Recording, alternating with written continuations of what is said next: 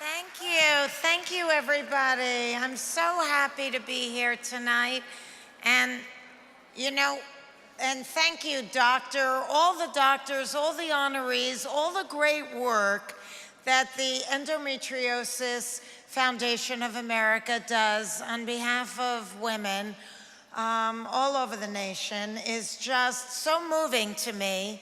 I was so happy to be asked to receive this great honor and also to help the organization to continue to bring notoriety to it, to bring press to it, to make it known the amazing work that they do. So I thank you, the Endometriosis Foundation of America. I really do, for recognizing what I do and for doing what you do as well. I think that the 21st century is about being inclusive, not exclusive, in the nonprofit space. And wherever we can support each other, that's when we're going to move mountains and make a big change occur. So again, this is a very moving moment for me to be here because I'm about to celebrate 19 years well from uterine cancer. Thank you. And, you know, the only problem was it took me 2 years and 8 doctors to get a proper diagnosis. I got in the stirrups more times than Django. And every doctor had a different, you know, kind of diagnosis for me and a different solution for my symptoms. And I've been speaking to a lot of the women in this room who have encountered over the years similar experience. I mean, you know, one doctor said I had leg pain because I had restless leg syndrome and I should drink gin and tonic before going to bed. And then another doctor said that my stool changed because I was eating too much spinach. And then another doctor said that my breasts were so hard because I had the, quote, tits of an 18-year-old, which I do. But there I was, in need of roughage, perky breasts, going to bed sloshed in some vain attempt to cure myself.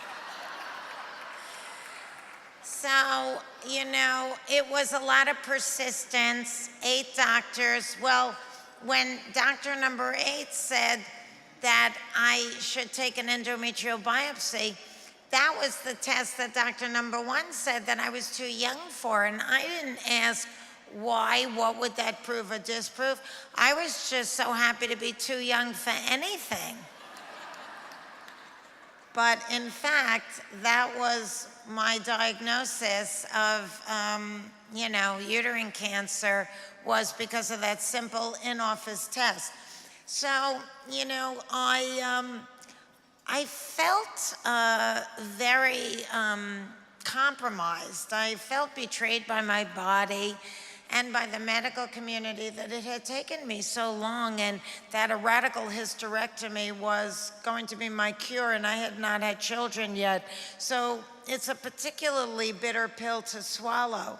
And I remember one day I was looking at myself in the mirror after I had come home from surgery, and my body was so misshapen and swollen and black and blue, and there was a cruel red line going across my pubic bone, and I looked at myself and I thought, I'm never going to be the same person that I was 1 year ago on The Nanny. And, you know, I felt so sad and not like myself at all because I was always everybody's superwoman. I was the starker. I was the one that helped other people. I wasn't the weak one, and here I was the only one that had had cancer. Well, it was on that day that my cousin Susan was coming to visit, and my mom my parents had come to take care of me, and my mom had just made lunch, and we all gathered around the dining room table to eat, and Susan was talking and eating, and suddenly she starts choking on her food. And I'd seen this in a restaurant before, so I knew what was happening. And without even skipping a beat, I jumped to my feet and I started doing the Heimlich maneuver. Well, my dad, who rarely comes up for air when there's food placed in front of him, said, "What's going on here?" And my mom, in a voice not unlike my own, said, "Don't rip your stitches." And every time I did the Heimlich maneuver, Cousin Susan's glass of white wine, which was still in her hand, splashed across the room until finally, miraculously, this little piece of regurgitated poultry pops out of her mouth. Well, we all gathered around to look at it. Mom bent down with a big white napkin to pick it up, examined it, and said, "It's not even that big." And then she flicked it to the dog. "Here, boy." And Cousin Susan, still gasping for breath, said, "Fran, you saved my life." And I really did save her life. But in a funny way, on that day, Cousin Susan saved mine, because it was in that moment I began to feel like my old self again.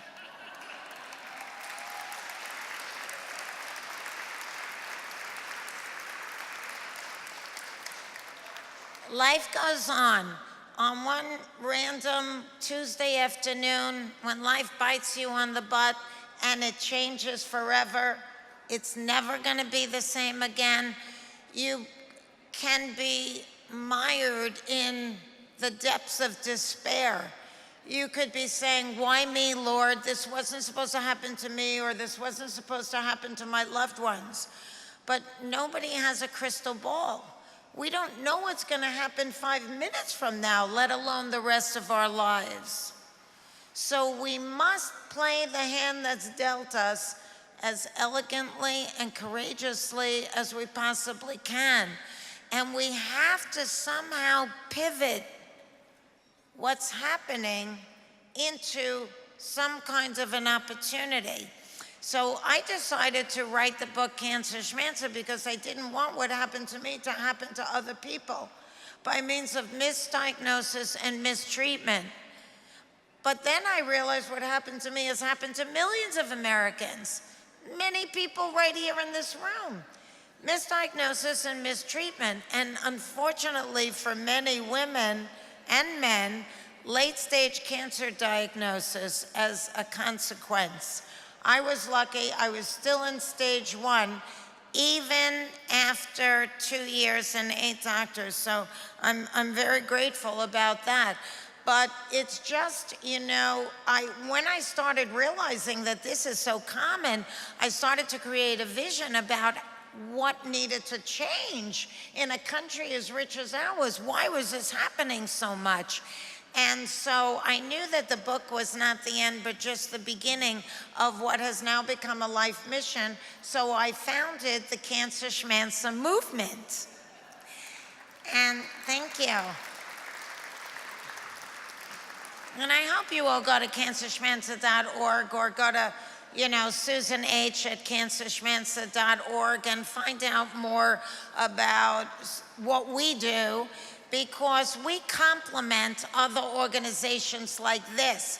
We are the ones that are asking the questions, why? What is the causation? How you live equals how you feel.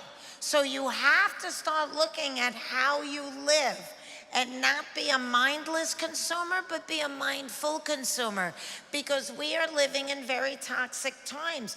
And even if you have a gene, genes have at least 28 different ways to express themselves.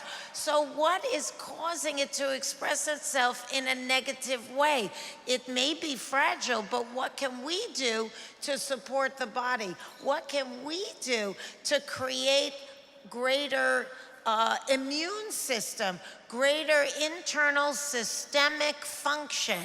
And that's what we at Cancer Schmancer do. And right now, especially if you have kids, you can go to cancerschmancer.org and you can watch a great little half-hour video that I made with Jamie Foxx and Jeff Bridges and a bunch of kids, and it's targeting families to learn how to be the change. Because kids today, for the first time in US history, are predicted to not live as long as their parents, and we don't want to make that a self-fulfilling prophecy.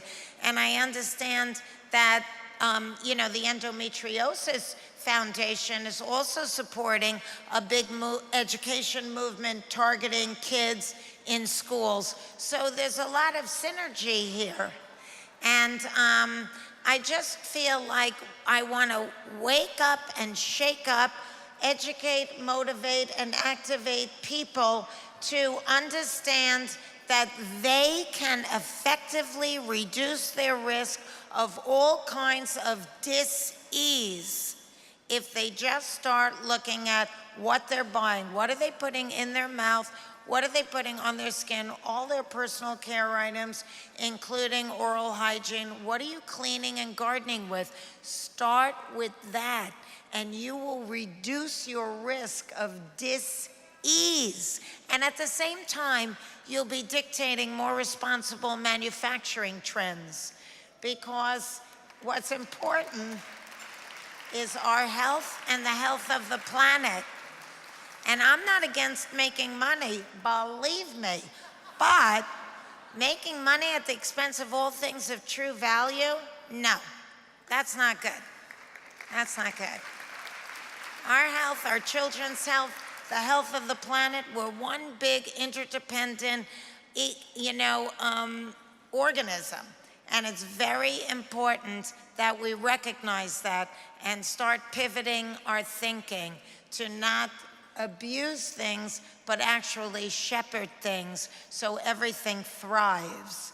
And so that's, the portal that I'm coming in, and I'm very happy and delighted to be recognized for these efforts. I hope you go to cancerschmancer.org.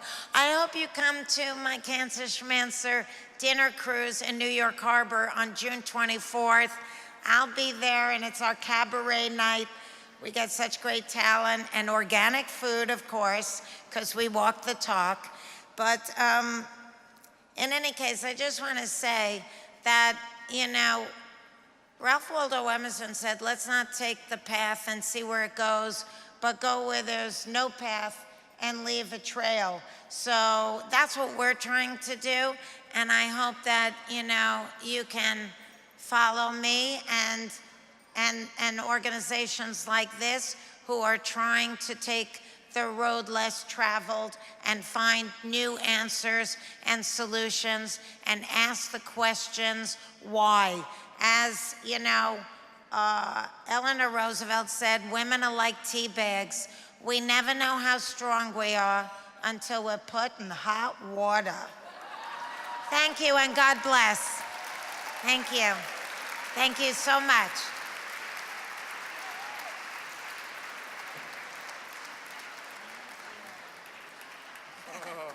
Is it the other way? Here it is, the 10th Anniversary Award, acknowledging your advocacy for early diagnosis and prevention in women's health. Fran Drescher, tomorrow will be beautiful. Thank you. Thank you. Thank you so much. Thank you. Thank you, everybody. I shall cherish this, and be well. Peace.